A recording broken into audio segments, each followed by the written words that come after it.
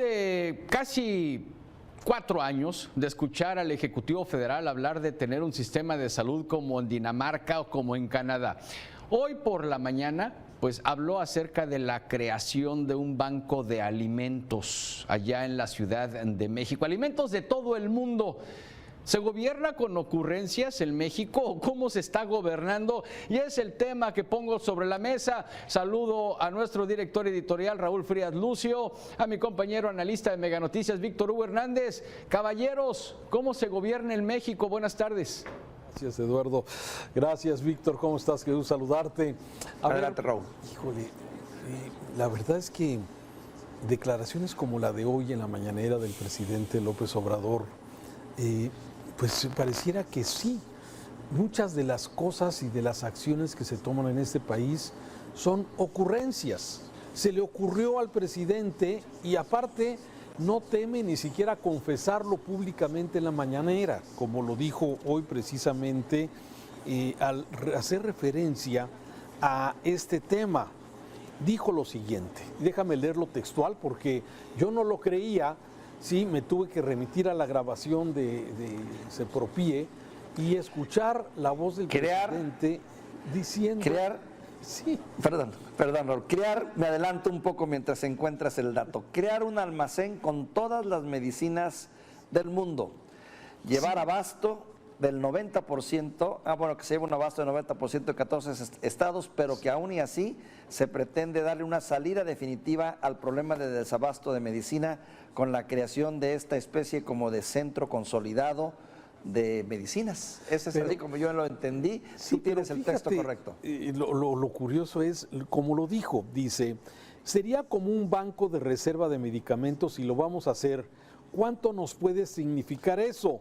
La idea es contar con todos esos medicamentos. Es un banco de reserva de medicinas para que nunca falte ningún medicamento. Ayer lo estaba yo pensando y lo voy a plantear al sector salud. O sea, se le ocurrió ayer, Víctor, se le ocurrió ayer, estaba pensando cómo le hacemos para resolver el problema que ofreció resolver hace 4 años, como tú bien lo dices, y que lamentablemente, sí, un problema que fue creado por él mismo presidente, que fue romper las cadenas de distribución de los laboratorios, acusando que había corrupción. Primero, nunca mostró esa corrupción, si es que existía, nunca la mostró ni nunca se sancionó. Sí, mandó a la COFEPRIS a suspender procesos de elaboración de medicamentos a algunos laboratorios tan importantes como PISA, que tenía en su laboratorio de Tlalpan, en la Ciudad de México, la fabricación, la elaboración de medicamentos contra el cáncer, ¿sí? Pero, pues, dijeron, hay corrupción y simplemente rompió esas cadenas de suministros con un efecto lamentable para los enfermos del país, ¿sí? Entonces ahora, después de que el presidente le encargó a la UNOPS supuestamente la compra de medicamentos, luego supuestamente había señalado que eran 10 los grandes distribuidores de medicamentos, que ahora los tienen que volver a contratar ante la circunstancia de la falta de medicamentos, son un problema que se generó y ahora el presidente se le ocurrió anoche que crear un gran centro de abasto de medicinas de todo el mundo y en donde falte se mandarán vía avión o vía terrestre. A ver, Víctor, no se puede así.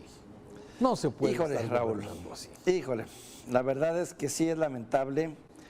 A veces sí resulta un poquito lamentable o penosas las declaraciones del presidente, sobre todo cuando hay quienes creen, o como yo, que a veces creo en sus buenas intenciones o su deseo de cambiar muchas cosas, pero este tipo de declaraciones resultan muy desafortunadas.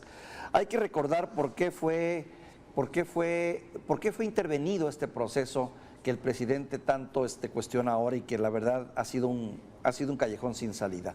En el 2020 acusó de la existencia de un cártel de la medicina en la que estaban involucrados un buen número de políticos que habían hecho un negocio redondo de miles de millones de pesos, que a través de 10 distribuidoras tenían de algún modo controlado el abasto de medicina en este país. Y dijo, eso no se vale. Y todos estuvimos de acuerdo en que eso era inaceptable, que un grupo de políticos metidos a empresarios hicieran esto. Y no por otra cosa, sino porque en ese entonces, Raúl, vivíamos, como ahora todavía desafortunadamente, el drama de la medicina cara, de la medicina carísima, que cada mes que ibas tú por una medicina que tenías que comprar, tú conoces muy bien este caso, porque tú de algún modo también tuviste contacto a ese tipo de situación, el de tener que comprar medicinas de protocolo para un familiar y darle medicina constantemente, cada mes subía, cada vez subía, y cada vez subía y cada vez más cara, y decís tú, bueno, ¿cómo es posible que las medicinas cada mes sean más caras y más caras, como continúa ocurriendo ahora? Bueno, pues la explicación del presidente fue, hay un cártel de la medicina que tiene controlado eso y lo aplaudimos porque consideramos que era correcto, pero ¿qué fue lo que pasó? Que al final del día la conclusión resulta demoledora. Las autoridades subestimaron la complejidad de la cadena de proceso, que no era solo de corrupción, de la cual, por cierto, como tú bien dices, nunca vimos responsables, nunca vimos castigados, nunca vimos a nadie en la cárcel, y dice el presidente que ya acabó con la corrupción. Pero en fin, todo el proceso de adquisición y distribución se trató de instituir de manera atropellada, centralizada. Se buscaron nuevas formas de tener medicina, se creyó que era nada más sencillo y que habría que ir nada más tomar un avión, ir a algún laboratorio y decir, manden la medicina, y resultó que no, que nada de eso era así. Y esa curva de aprendizaje de la cual todavía no hemos terminado, ha sido tremendamente dolorosa, sobre todo en algunos sectores, como la medicina de los niños con cáncer, o la gente que necesita una medicina de por vida y que no la encuentra en este momento. Triste, por eso es muy triste las declaraciones de hoy, porque es cierto, hablan de una ocurrencia más que hasta por el puro sentido común, para mi gusto, resulta inviable, Raúl.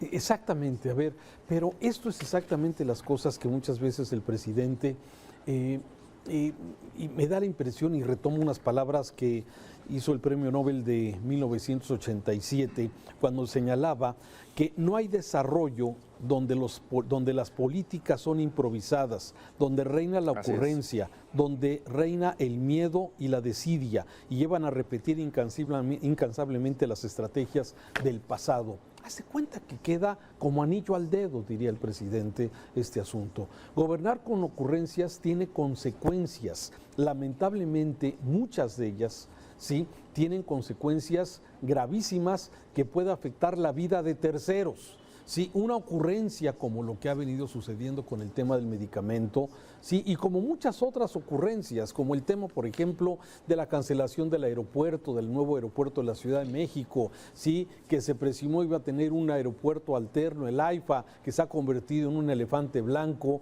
y además se han gastado millones y millones de pesos, pero son cosas que de repente el presidente se le ocurren porque lee muy bien la urgente necesidad de los ciudadanos de crear esperanza, de crear cosas que se puedan hacer, sueños que de alguna forma él plantea y que muchos mexicanos tenemos y que pareciera que son como cosas muy sencillas. ¿No ofreció el presidente también acabar con la violencia y regresar la paz en 6 meses de su gobierno? ¿No señaló que no se iba a perseguir a los delincuentes?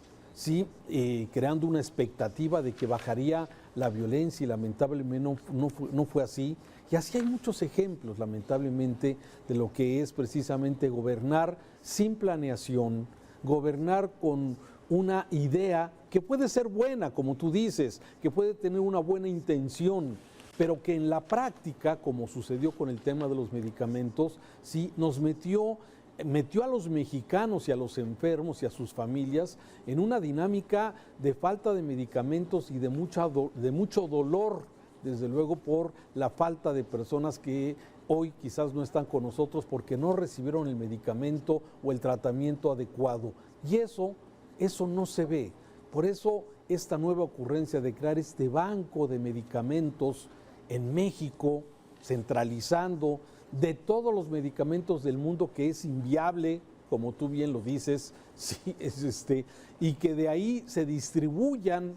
O sea, híjole, me parece como jugar al turista, jugar al monopolio, y lamentablemente es con el tema de la salud de la gente. Desabasto Cero, que es este organismo que viene dando seguimiento puntual a cómo se surten los medicamentos, las recetas, si señala que seguimos con una deficiencia del 89 o del 90% en instituciones de seguridad, Seguro Social, ISSSTE y otras. Y esto, de alguna forma, bueno, se oye un buen número de abasto, más del 90%, pero ese 10% que no lo tiene, como tú bien lo dices, pueden ser personas de medicamentos muy especializados que en el mercado se consiguen quizás a precios altísimos, y esto desde luego sigue siendo una desgracia para nuestro país.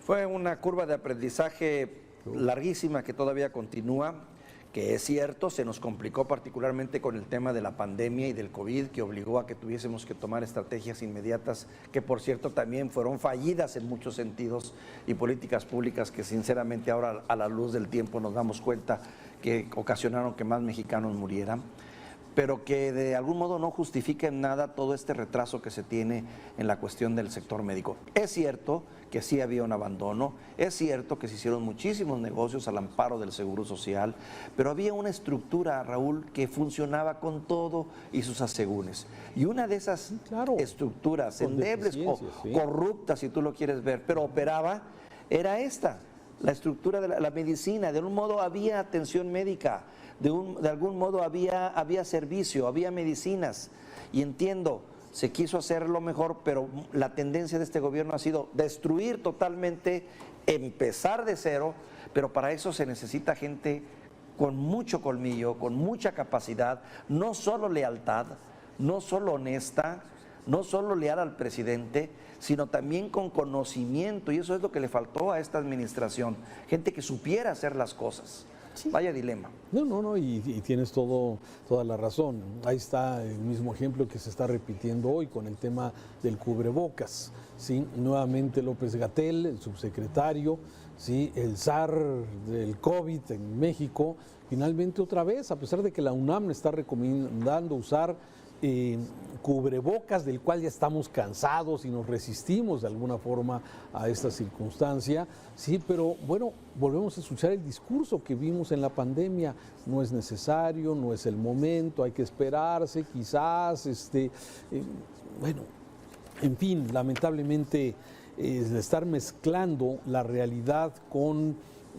sueños guajiros, con ideas, con ocurrencias, lamentablemente nos ha costado muy caro en esta administración, y como tú bien dices, porque se ha privilegiado dentro de la cercanía del gabinete al presidente López Obrador la lealtad, pero no las capacidades, no las credenciales. Ahí está la maestra Leti, hoy hablando de un tema tan delicado como es la educación, ¿sí?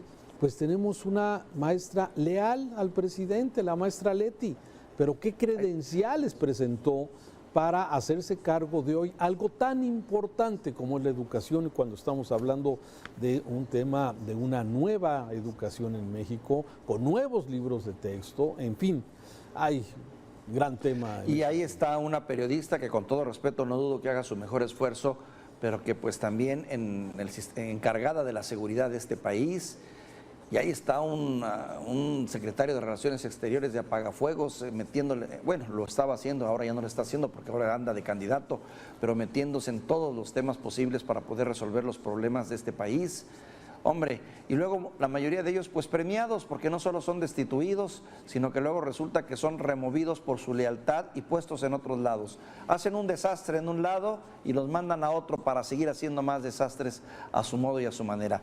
Fíjate, Raúl, este tema del Banco de Reserva de Medicamentos anunciado el día de hoy por el presidente es la confirmación tácita, clara, inocente, si tú lo quieres ver, pero contundente, de ese gran fracaso que hemos tenido ahora en lo que es el abasto de medicina en México. Totalmente. Que si había dudas, que si alguien todavía lo dudaba, pues bueno, ahí está la respuesta. Sí, lo que pasa es que siempre se mantiene el discurso de que vamos bien, estamos bien, se está surtiendo, pero en la práctica, la realidad en la calle, en las clínicas del Seguro Social, es evidente la falta de medicamentos. Y como tú dices, claro, este sueño,